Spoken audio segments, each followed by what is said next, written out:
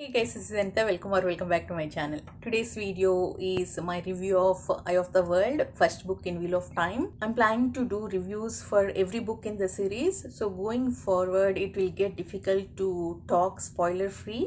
So I decided to do spoiler reviews. Since it's first book in the series, first part of this video will be spoiler free and then I'll get into the spoilers. The story starts in a small village called Emmonsfield. Emmonsfielders are common people like farmers and sheep herders. They are preparing for a festival called Beltane Festival. So on the eve of that festival, they get attacked by Trollocs and Meridrol. They are dark creatures.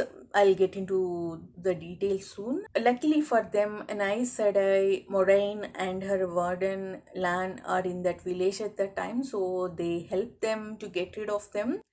Aes Sedai are these women who can wield one power. So Moraine tells our main characters, Rand, Matt, and Perrin, that they are specifically targeted by these dark creatures. So they decide to leave the village in order to save their families and the village. They're also joined by Egwene and Gleeman in their journey. They're chased by these Trollocs and other dark friends throughout their journey, and at some point they get separated. The rest of the story follows each group. World is interesting. There are criticisms that it is too similar to Lord of the Rings. Before starting this book, I heard that first book is very similar to Lord of the Rings, and from book 2 it takes its own shape. I think even in this first book, this world has its own elements.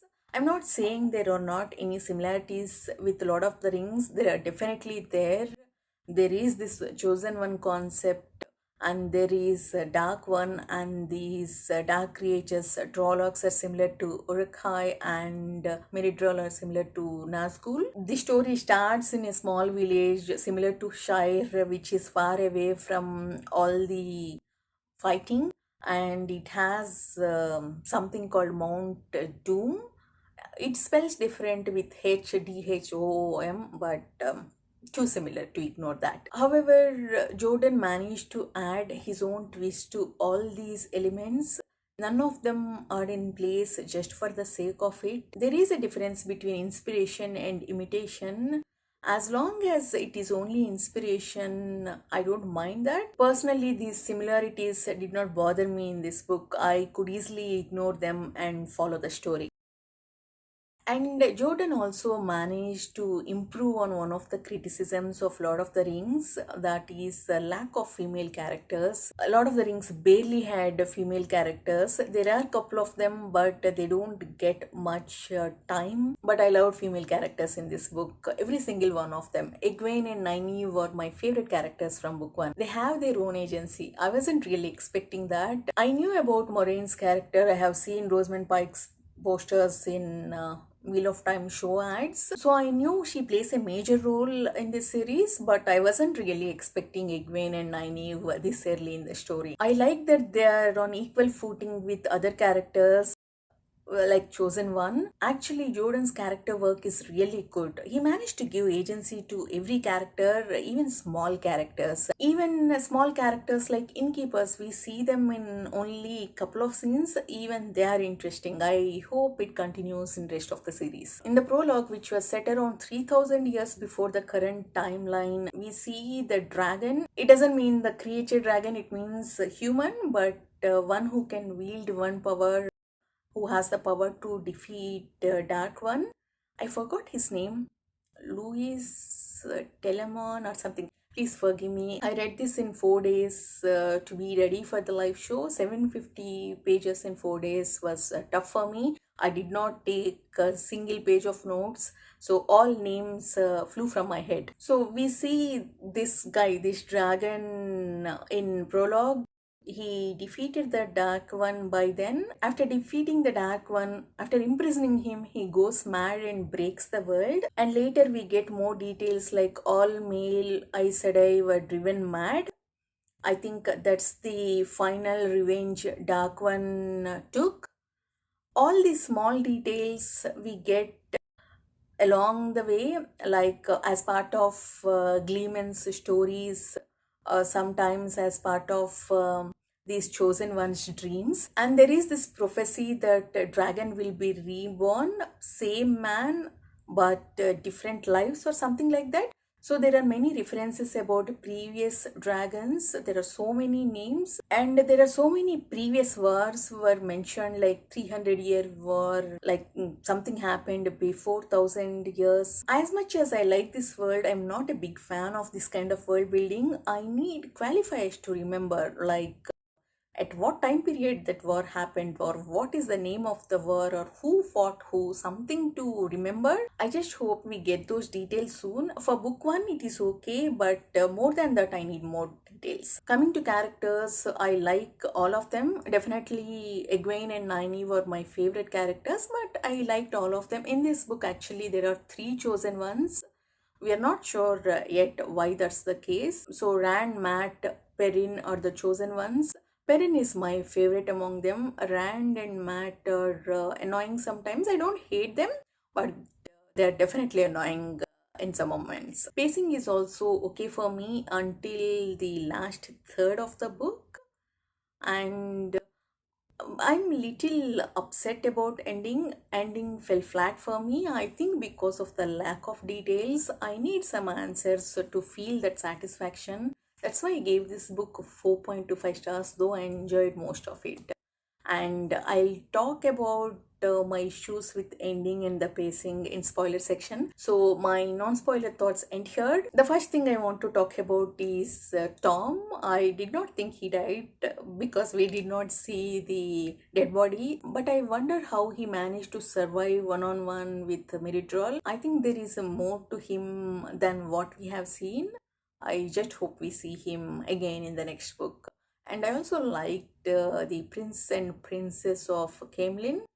I am not sure what their names are. Elaine and Gavin. They sound very interesting. I think we'll see him again. And coming to my issues with the pacing in the last third of the book, I was a little bored when Rand and Matt were just traveling to each village on their way to Camelin. There are definitely some good moments, like they bond with each other. How Rand did not give up on Matt no matter what Matt did, and how Matt took care of Rand when Rand was sick. Matt wasn't feeling well because of the dagger. He was fighting with that whatever evil thing was inside. But when Rand was sick, he managed to give priority to Rand. He managed to show some calmness. That's why I liked Matt, no matter how annoying he was. And coming to my issues with ending, I think there is a lot of telling instead of showing. For example, when they all went to Eye of the World, Forsaken, two of the Forsaken came.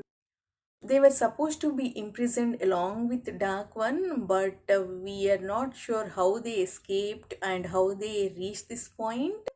At least I need those details. I understand we'll get in the rest of the series, but I prefer that kind of world building where we get the information when particular person shows up, or some event is happening, instead of everything at the end. This at least I'm okay for book one, but there are two things that bothered me more. One was how did Moraine come to Two Rivers in the beginning of the book?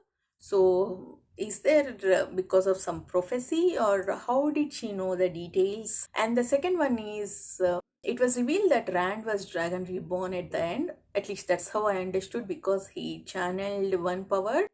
But if this is so straightforward, why the confusion of three chosen ones? I think these two details I would have preferred if we got that in this book instead of in future, because those are relevant here. I would have definitely enjoyed more if I have that information. Also, I have a prediction here. Since there is this confusion of three chosen ones, I don't think it's straightforward, as Rand is the Dragon Reborn. I think he's just capable of channeling one power like all those false dragons. It could be that. It'll be interesting if that's the case. I'm very interested in learning this world lore. It is very intriguing. For example, like Peda and Fane. When we are traveling across these towns, it was clear that a crazy person who were roaming, looking for them was this Peda and Fane. But I thought he was somehow manipulated by these Minitroll. I wasn't really expecting that he was a dark friend, which was really a surprise for me. That made me really curious about dark friends, how Dark One managed to manipulate so many people and how these Miradrol are able to control them. And clearly, Dark One is not on his full powers, he is still imprisoned, but still he is able to affect or infiltrate these chosen ones' dreams. I wonder what he is capable of if he completely escapes. And we don't know anything about Children of Light. It is such a positive name, but I did not get any positive vibes from them. They sound so extreme, like interrogating, torturing anyone on whom they have doubts. I wonder what role they play in this overall plot and in this world. And there are many things I want to know more about, like these builders, Ogair. I really like, what is his name? Loyal, and I want to know more about them. And I want to know more about all these traveling people. That's a cool thing. And I want to more about Isle and that underground teleport route. That was actually very interesting. It was cool. I was terrified what will happen to these characters while reading that. Overall, I really enjoyed that. It's just that world building. I need information while that scene is happening. I don't like not knowing or not having the clarity while reading it. That's my only critique, at least in the first book. If you have already read this book, please let me know your thoughts in comments. If you're mentioning spoilers, please mention it as spoilers, and don't mention any spoilers beyond book 1, because this is my first time reading this series. Please like, comment and subscribe. See you in the next video. Bye bye.